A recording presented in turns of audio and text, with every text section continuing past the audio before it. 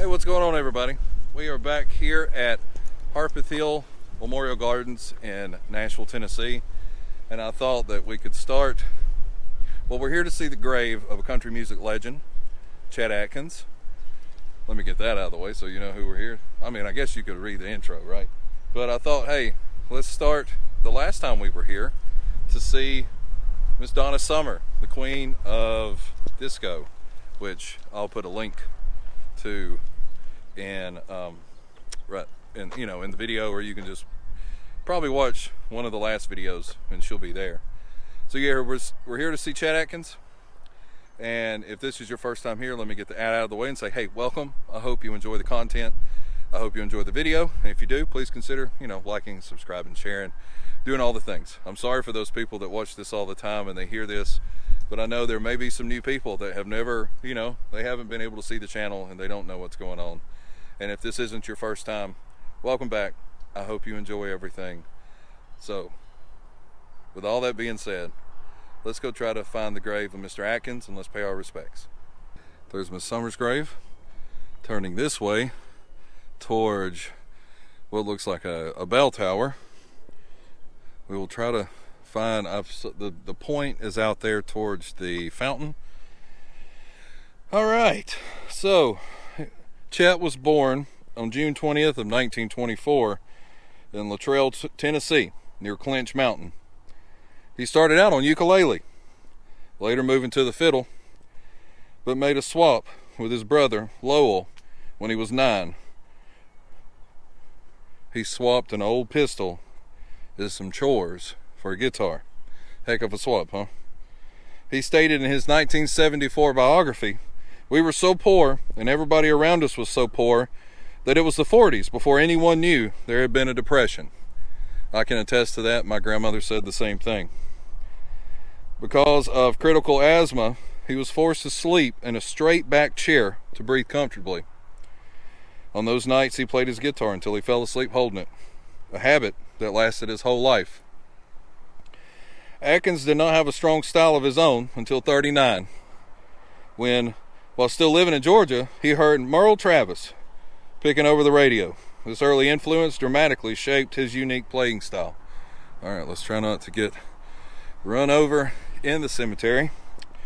After dropping out of high school in 42, Atkins landed a job at a radio station in Knoxville, where he played fiddle and guitar with singer Bill Carsell and the comic Archie Campbell, and became a member of the station's Dixieland Swingers and a small instrumental combo. After 3 years, he moved to Cincinnati, where Merle Travis had formerly worked. Let's see, he's over here somewhere. In 49, he left that radio station to join June Carter with Mother Maybelle and the Carter sisters. This incarnation of the old Carter family featured Maybelle Carter and daughters June, Helen, and Anita, which, if you watch my Johnny Cash video, cheesy plug, you'll see where we visited the grave of Miss Carter. Their work soon attracted attention from the Grand Ole Opry. The group relocated to Nashville in the 50s. Atkins began working on recording sessions and performed on WSM AM and the Opry. Atkins became a member of the Opry in the 50s. Let's see, let's head over this way and we'll make our rounds around and we'll see what we find. At the end of March 59, Porter took over chief engineer at Nashville Studio in the space that would eventually be known as Studio B. A lot of these country singers and a lot of these people from around here got their start in Studio B. It's crazy how popular that studio was. The Nashville Sound became more dynamic. In later years, when Bradley asked how he achieved this sound, Atkins told him it was Porter. Porter described Atkins as respectful of musicians when recording. If someone was out of tune, he wouldn't single that person out. He would instead say something like, "We got a tuning problem. Everybody check your equipment." Like, you can't knock that, right? That's some good people stuff there. Atkins performed by invitation at the White House for every U.S. president from Kennedy through Bush. He was a member of the $1 Million Band during the 80s. He is also well known for his song Yankee Doodle Dixie, which he played Yankee Doodle and Dixie simultaneously. That just sounds hard. I know both those songs, and I don't know how you play them together. Before his mentor Chores died in '68, Atkins had become vice president of RCA's country division. In '87, he told 909 Network magazine that he was ashamed of his promotion. I wanted to be known as a guitarist, and I know too that they gave you titles that in lieu of money, so beware when they want to make you vice president. All right, let's see. Let's keep a-walking.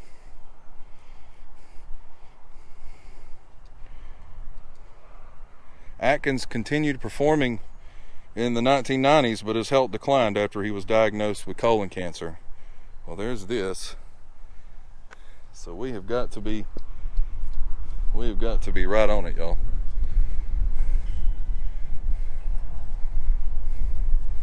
We have got to be right on it. He passed away on June 30th, 2001 from colon cancer at his home in Nashville at the age of 77.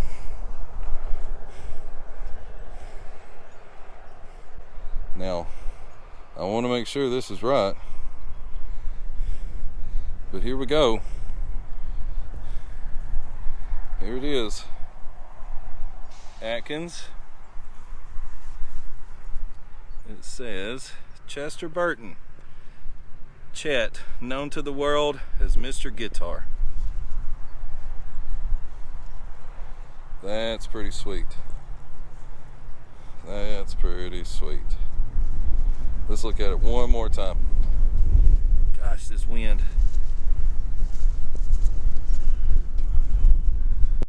So that's it. That's the grave of country legend Chet Atkins. As long as we don't get blown away, maybe I'll be able to upload this video and you're going to be able to see it. But man, this wind. Gosh, I don't know what it is with me going places and the wind just does not care. So yeah, if you made it this far, thanks so much. Like, you really don't know what it means that you watch these videos and like me and you get to go to these places, and it's really cool that we get to do this together. And also, try not to step on this stuff.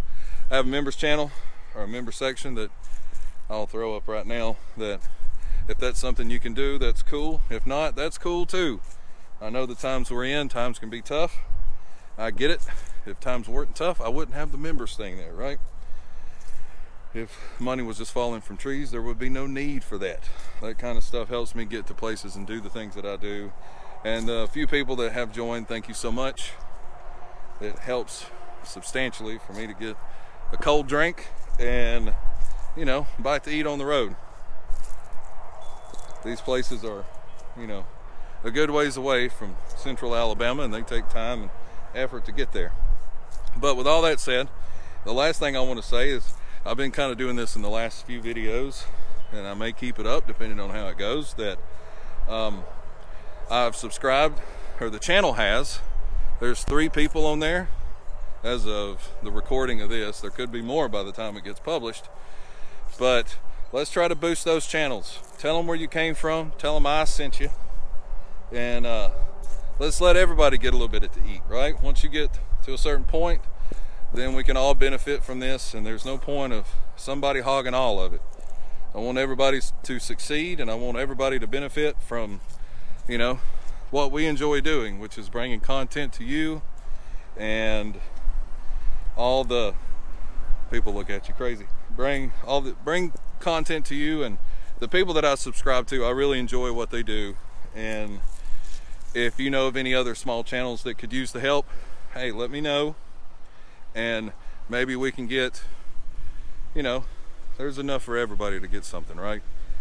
I mean, these videos are only 8 to 12 minutes long, and there's 24 hours in a day, so there's a lot of content that can be watched and a lot of stuff that can be consumed. So we could all benefit from this, not just me, because this channel's grown exponentially. And I really cannot thank you guys enough for what I'm able to do and what I'm able to show you. All right, with that long 3-minute spiel out of the way, I can't thank you guys enough. And you know what? You never know what you're going to find on the back roads. See you guys next time.